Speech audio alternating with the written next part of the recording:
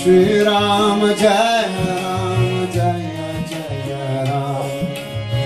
Shri Ram Jaya Ram Jaya Jaya Ram. Shri Ram Jaya Ram Jaya Jaya Ram. Shri Ram Jaya Ram Jaya Jaya Ram. Shri Ram Jaya Ram Jaya Jaya Ram.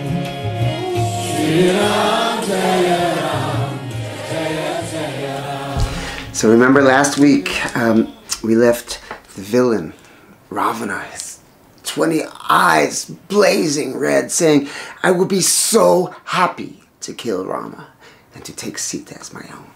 So he devised a plan and he went to his uncle Maricha. One thing that some of us may not know about the demons was that they were very evolved in their yogic abilities, and they had developed cities beyond anything known even to modern science. Just, you know, they could turn winter into summer, they could turn night into day, they could become invisible, they could duplicate anything known in the material world. So Uncle Maricha, just so happened that he was the head, the king, not the king, he was the epitome of shamanistic powers. He was the strongest psychic scientist of the demon race. He had retired. He had felt, he was quite old and he saw his death coming. And he said, you know, my whole life I've spent in evil. And what kind of rebirth will I have?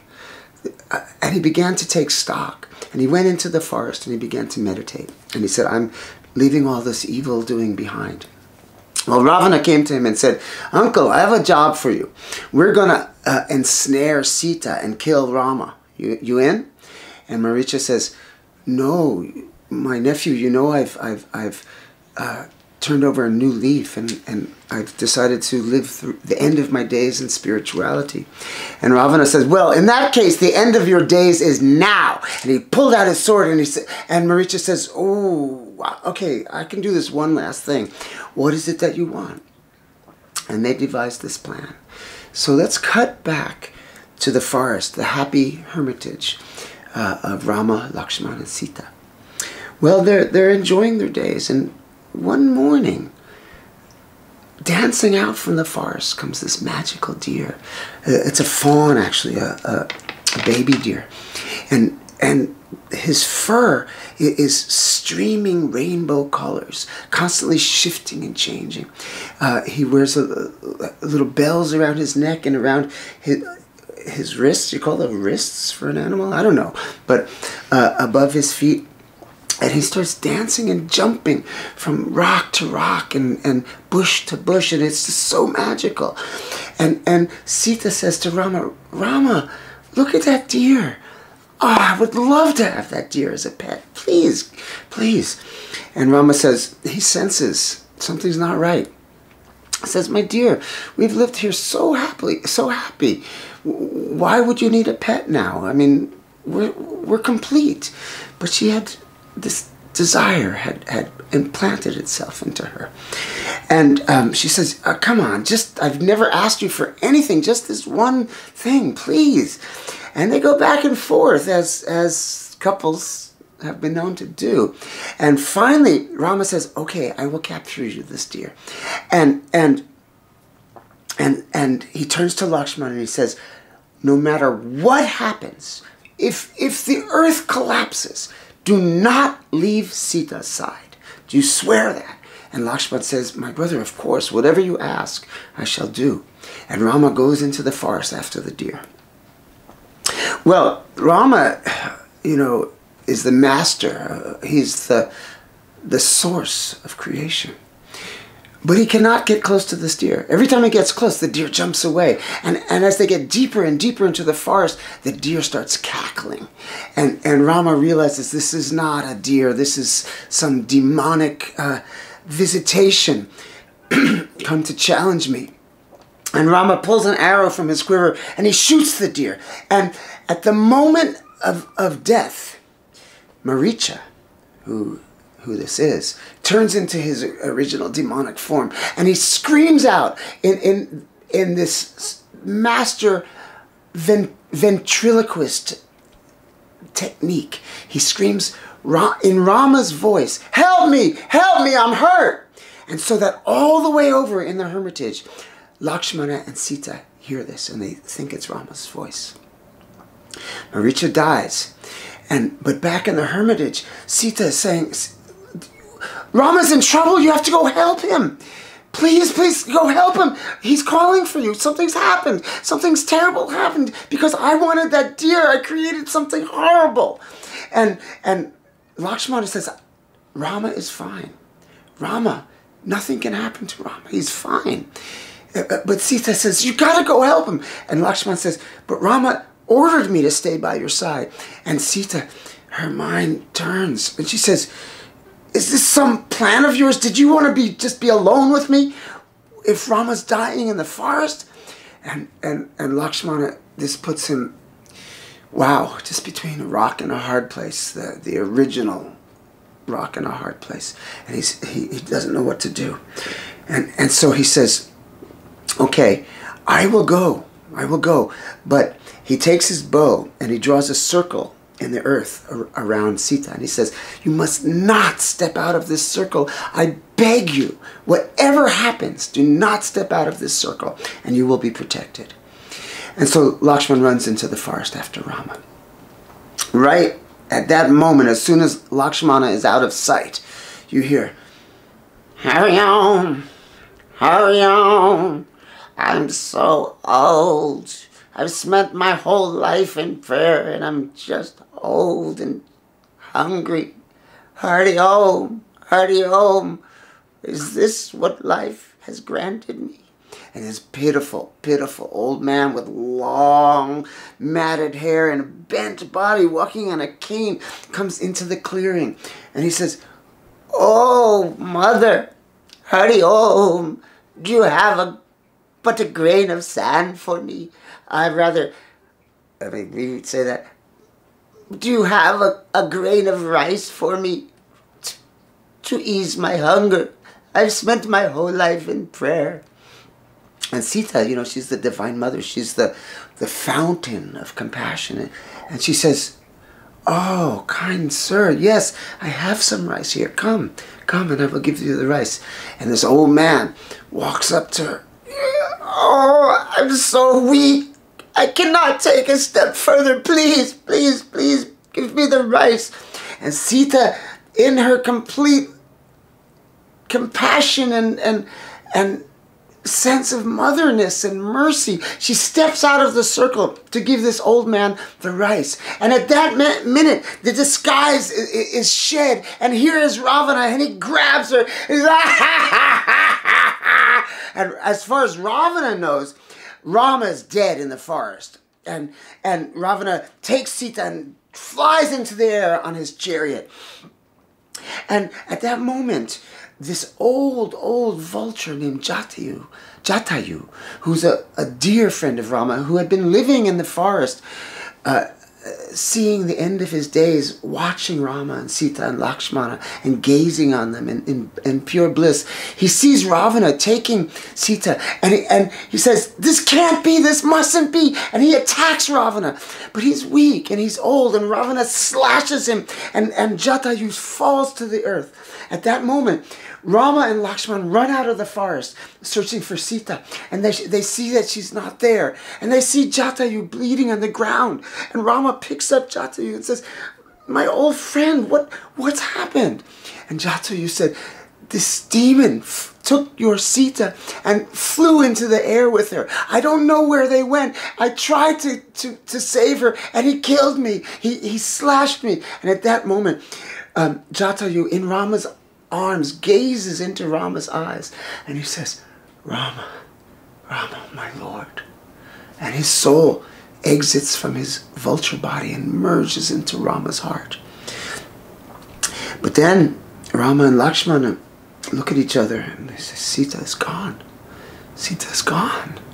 And Rama completely falls apart. He can't bear that his beloved is gone, and he knows not where He doesn't know how to find her. He doesn't know what to do. He becomes lost in despair, lost in depression, and tears are streaming from his eyes. The pain of separation is so profound that it's almost as if all the universes are weeping. Lakshman says, come on, brother, we got to find her. Let's just do something. Let's march. We'll find her. And Rama says, you go. I can't move. And of course, Lakshman stayed by his side. Well, some time ago, in the monkey kingdom, a quarrel had happened between brothers. And the band of monkeys under the leadership of Sugriva had been exiled from their lands. Just like Rama and Sita and Lakshman were exiled. And they were living in the forest away from their homes, longing for their homeland. In that tribe of monkeys was our beloved friend Hanuman. Wow, that's incredible. I'll have to check and see if you seeing what I'm seeing. And Hanuman was sitting thoughtfully up in a tree quite near where this was happening. And he looked down and he saw these two princes. He saw Rama and Lakshman. And he said to himself, my God, these two young men with very regal bearing are dressed in the clothes of forest dwellers, and they're so sad. They look so sad. I have to go meet them and see if I can help them and see what it is, what's happening. Why are they in such despair? But then he thinks, well, if I jump down to the tree and if I jump down from the tree and approach them as a talking monkey, they might mistake me for a demon. So he disguises himself. Now, the monkeys at that time were not like the monkeys that we know today. They were a magical race of semi-divine spirit creatures, and they could change their form. So Hanuman changed himself into a young Brahmin priest, a young man with shaved head, saffron-colored clothes, and approached them. And very, very, very gently, he said, my friends, I see you here in the forest. I see you have the presence and the bearing of princes, but you're wearing forest clothes and you're so sad. Please tell me what's going on. May I help you in some way? And so Rama begins to tell this young Brahmin, this young priest, the story of his birth, the story of their childhood, the story of their studies in the forest, and the story of his marriage to Sita, up until to this very day when Sita was abducted, and by whom, where, we don't know. And in the telling of this story, Hanuman, now remember, Hanuman is the incarnation of Lord Shiva. Remember, Hanukkah. Remember, Hanuman is the son of the wind god. Hanuman,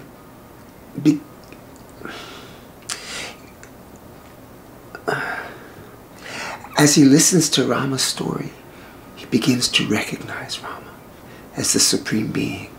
He begins to remember his divine role in this play, and to see the shining, infinite glory that is Rama. And he starts to tremble. Hanuman starts to shake, and he loses his disguise. He becomes a monkey again, and he falls to his feet, tears flooding from his eyes, and says, my Lord, my Lord, my Lord, free me from the bondages of my ego. How may I help you?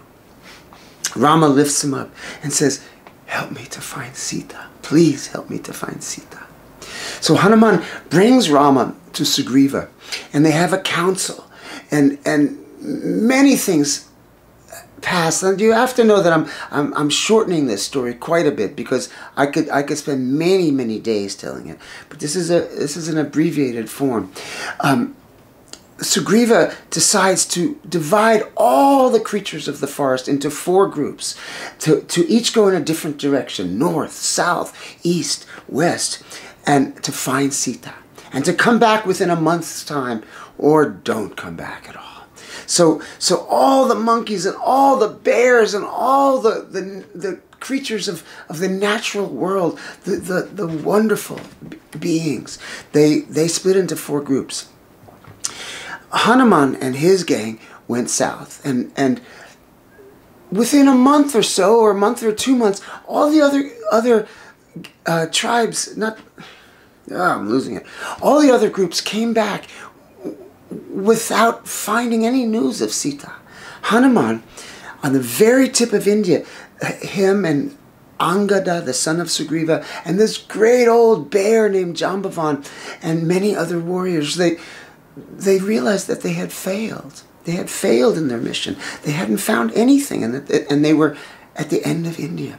So they said, we cannot go back to Rama having failed in this mission. Let's just sit here and starve ourselves to death. And they were very, very, very depressed, and they just sat gazing out at the sea. In the cliff quite nearby lived the brother of Jatayu, an old vulture named Sampati. Thank you, named Sampati. And Sampati, you know, he was a veteran of the ancient wars between the gods and the demons. And at this point, he was so old. He didn't barely have enough strength to fly. So he was sitting on that cliff, and he was really, really hungry and starving. And he sees in the distance these big monkeys and bears on a hunger strike, like starving themselves to death. And Sampati, now vultures follow the path of ahimsa, but they eat dead beings, and that's how God made them. So he starts seeing these big warriors, and he's going, oh, thank you, Lord. My meal has finally come to me. And he's like leaning off the cliff. And he's going, I can't wait. I gotta have a lot to eat there.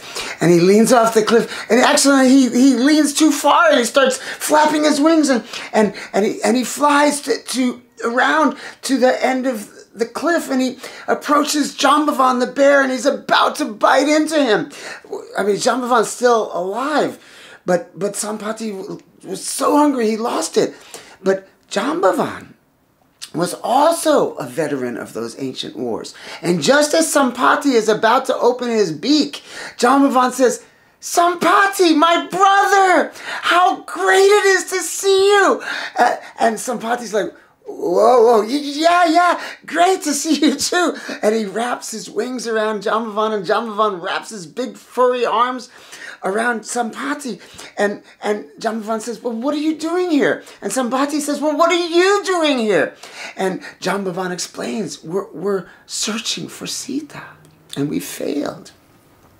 And Sampati says, wait, it was just some months ago. Ravana, the king of the demons, I saw him fly by in his chariot, and he was holding on to this beautiful woman who was weeping and crying, Rama, Rama, Rama, and she dropped this scarf, and I picked it up. This must be Sita. And all the monkeys and the bears, they perked up, and they heard this, and they said, where is Ravana? And Sampati said, he's across the ocean on the kingdom of Lanka. And all you need to do is cross the ocean to find Sita. So the monkeys and the bears looked out at the sea, and one young monkey warrior said, I can jump across the ocean, but I don't know if I can jump back. It was really far. The next monkey was more of an elderly warrior. He said, well, back in the day I could do that 20 times in a week, but I really can't do it. It's too far. And one by one, each of the monkeys and the bears kind of admitted defeat. Now, Jambavan looked over at Hanuman. Jambavan knows who Hanuman is, who Hanuman truly is. And he begins to say, Hanuman, don't you remember? He talks to Hanuman about his birth. Talks to Hanuman about how he was blessed with the powers of every god and every goddess. He talks to Hanuman, he tells him how he was cursed as a child to forget his powers until the day Lord Hari asked him for help. And as Jambavan is reminding Hanuman of who he truly is, Hanuman gets bigger and bigger and bigger and bigger, and starts gnashing his teeth and growling and making horrific sounds, and all the warriors around him are starting to get afraid. Oh my God, what's happening? And he becomes heavier and heavier, and all the snakes who are even in those cliffs, they're scurrying out because they're going to get crushed. And Hanuman gets bigger and bigger and bigger until he's shining like a mountain of gold, and he screams, "Rama!" And he jumps without a thought off the cliff. And as he jumps, his foot pushes the mountain down to the earth. And to this day, you can see where his footprint is, and where once there was a mountain. And as he flies through the air, all the plants and the shrubs and the trees follow after him like an aurora borealis through the sky. And Hanuman, he encounters many challenges in his leap across the sea, but finally he reaches the island of Lanka. And finally, he reached the island of Lanka. Tune in next week.